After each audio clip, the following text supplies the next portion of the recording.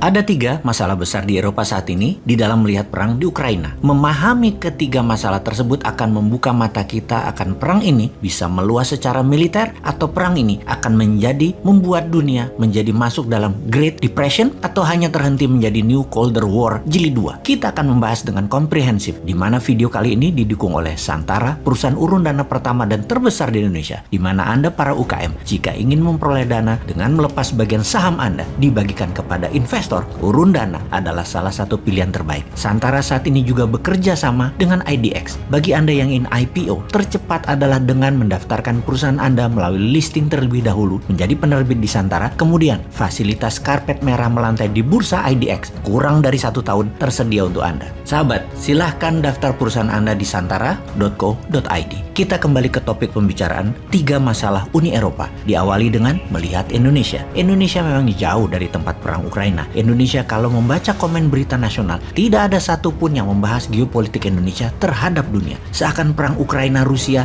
hanya perang di timur Eropa dengan 2 tokoh, Zelensky di sisi barat dipuja sebagai pahlawan dan pemuja timur yang kebanyakan negara yang diinvasi Amerika dan diinvasi Eropa Barat memuja Putin sebagai superhero melawan ekspansi Thanos untuk mencaplok Ukraina dengan soft power, yaitu join NATO. Rusia melawan NATO. Di Indonesia hanya kecil saja berita perang Ukraina, di mana di sana padahal ada 2 negara besar, Amerika di sisi NATO dan Uni Eropa, dan ada Tiongkok yang mendukung Rusia. Kemudian ada pecahan kecil lagi negara-negara yang tidak memberikan sanksi kepada Rusia masih berdagang dengan Rusia, termasuk India membeli minyak Rusia. Misalnya, yang kalau membesar perang di Ukraina kemungkinan ambil posisi masing-masing menjadi jelas sekarang. Ujung-ujungnya adalah hegemoni Amerika dan sekutu sedang ditantang oleh Rusia di belakangnya bersama Tiongkok. Sangat penting Indonesia untuk terus bersiaga, menyiapkan cadangan pangan, dan pastinya mengambil kesempatan untuk memanfaatkan perang ini untuk menjadikan Indonesia global player. Namun, dengan GDP dalam 7 tahun hanya naik 11% dari 3.750 ke 4.100 hingga tahun 2021, juga dengan inflasi dalam 7 tahun naik 14% hingga tahun 2021, maka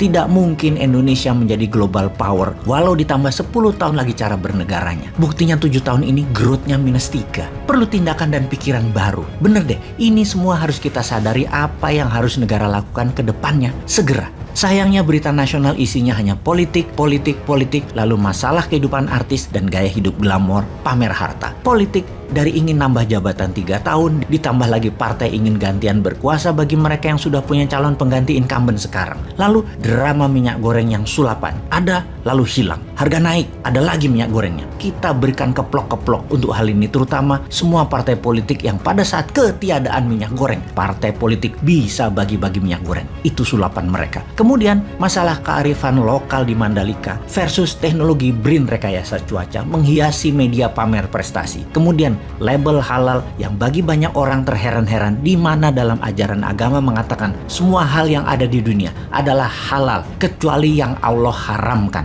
Harusnya lembaga label ini melabel yang haram saja.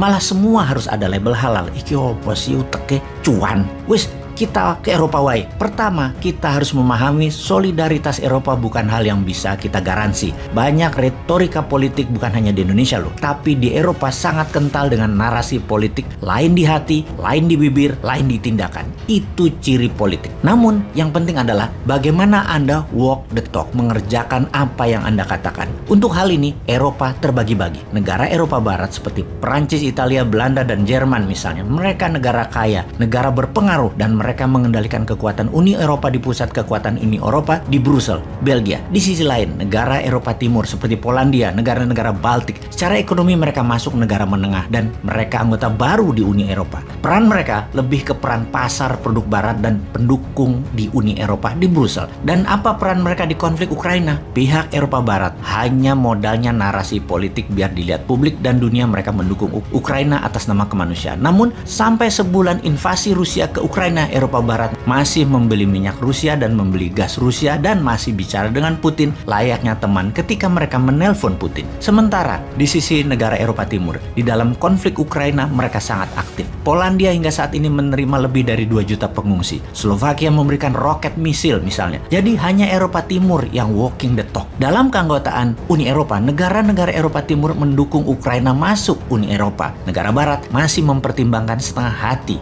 mendukungnya. Di sini Rusia tahu dan mengambil peluang yang pasti bahwa Eropa Barat akan flat-footed, kakinya akan diam di tempat, tidak akan serang Rusia balik. Kita pertajam lagi infonya. Ada 3 hal yang menjadi masalah di Eropa saat ini kalau kita mau melihatnya. Geografi, sejarah, dan ekonomi. Eropa Timur itu jaraknya terdekat dengan Ukraina dan Rusia, di mana perang memberikan pengaruh langsung buat negara-negara Eropa Timur. Banyaknya pengungsi ke negara mereka, dan mereka paling berisiko tinggi bisa meluasnya perang ke negara mereka. Sementara negara Barat, jarak mereka jauh dari radar Rusia. Mereka lebih terisolasi. Negara Eropa Timur itu hanya buffer country Eropa Barat. Itulah jahatnya Eropa Barat. Otaknya jahat dan tindakannya tegaan. Pastinya akan sedikit pengungsi sampai Eropa Barat. Sedikit senjata akan ditembakkan mencapai Eropa Barat. Risiko mereka kecil terkena imbas perang fisik ini. Yang kedua masalah di Eropa adalah sejarah. Negara Eropa Barat seperti Perancis, Portugis, Belanda, Jerman adalah negara penjajah. Negara pengkoloni di abad pertengahan hingga abad ke-20 ke negara lemah di Asia, Afrika, Amerika Latin. Mereka itu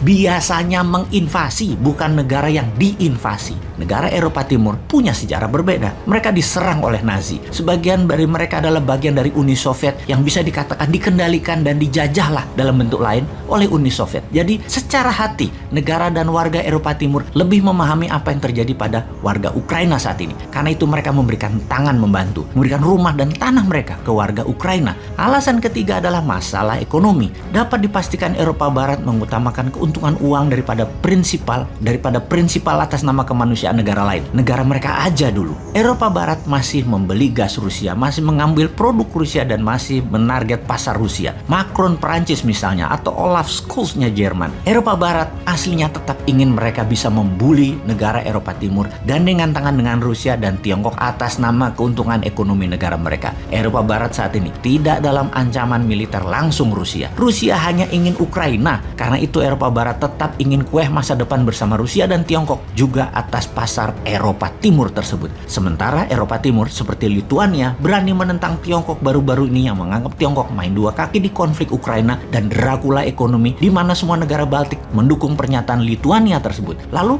ternyata pernyataan negara Baltik tidak didukung oleh Eropa Barat yang tidak mau konflik dengan Tiongkok dan tetap mau dagang walaupun ideologi berbeda dengan Tiongkok. Sesungguhnya Uni Eropa itu ada 27 negara di dalam mengambil sikap semuanya harus setuju. Ternyata dalam kasus perang Ukraina tidak ada kekompakan sama sekali. Tidak ada pernyataan bersama, yang ada tindakan masing-masing untuk kepentingan negara masing-masing. Di sisi luar jauh, sang New World Order, Inggris dan Amerika juga tidak dianggap oleh Uni Eropa. Sanksi ekonomi terhadap Rusia tidak dijalani sepenuhnya oleh Uni Eropa. Uni Eropa sesungguhnya juga sudah tidak taat lagi kepada Thanos tersebut. Jadi, mimpi Eropa Barat tetap sama. Di seluruh Eropa, satu kebijakan, satu mata uang dan kendali pasar Eropa Timur dan pastinya satu pertahanan keamanan NATO. Secara narasi, Uni Eropa menyatakan perjuangan Ukraina adalah simbol keluarga besar Eropa dan semangat Eropa. Namun hanya di bibir pejabatnya saja. Tidak ada tindakan nyata. Sungguh, keluarga macam apa yang dimaksud oleh Eropa Barat? Kok gitu memperlakukan keluarga? Jadi apa yang tersisa untuk Kiev saat ini? Ukraina sebuah negara yang memiliki banyak teman tetapi tidak memiliki keluarga. Terakhir, yang tersisa untuk Indonesia apa? Mulai paham dunia. Lalu apa yang Indonesia harus lakukan dan ambil posisi sekarang? Bagaimana?